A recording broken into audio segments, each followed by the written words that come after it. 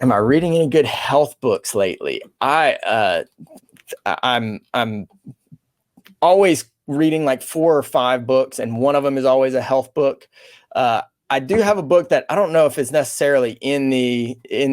Thank you, Christy. I'm glad you're still here. I do have a book that's not necessarily in the health realm, but it is a very good book. If you have not seen this, I don't know if that shows up for y'all as regular. Limitless. This is a really, really neat book. Jim Quick is a guy who does a lot with memory, and so he dives into a bunch of memory techniques and brain health techniques, and dives into a lot of kind of mind belief information about our beliefs about memory. One of the things that he talks about is that they are noticing when people say, I don't remember names very well, like we're putting that in our brain. We're saying like, I don't remember names very well. And that belief starts to become a major issue if we're trying to change that. So what he says he does at conferences is he gets people to yell out 100 different items, just random things, paperclip, blah, blah, blah. And then later on, an hour later, he'll put them back out in the order that people mentioned them. And then he'll go backwards even.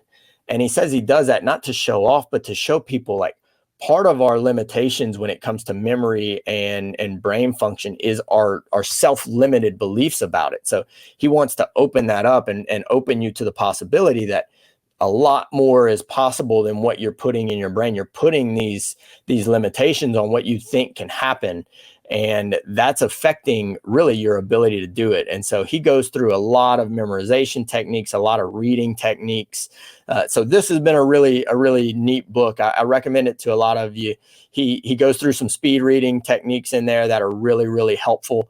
One of the things that I find difficult is blocking the subvocalizations when you're reading stuff. That's whenever you're like saying the words as you read it to yourself. We can only speak so fast, and so we're limiting how fast we can read if we do that. So practicing that, doing some breathing techniques while you're doing that. I know some people say they count like 1, 2, 3, and that's where they're looking at the sentence, and that tries to stop that. But that's kind of a constant battle. But all of those things, if you can speed up your reading, like we can learn more, we can read more books, we can study faster, you can get more done. So I do think that's kind of a superpower in today's environment where we've got so much information. How do we get all of that information in? So I've really enjoyed that.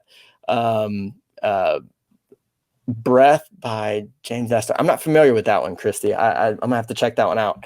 I am a big fan of The Oxygen Advantage. For those of y'all, we were talking about breathing earlier. The Oxygen Advantage is a really good book that goes into a lot of the effects from us mouth breathing today. And he gives some wonderful suggestions about how to correct some of that stuff. So check that one out if y'all are interested in breathing. If you're interested in breathing, I hope you are. But if you're interested in those things, he's got a lot of breathing techniques and stuff in there. So, beautiful.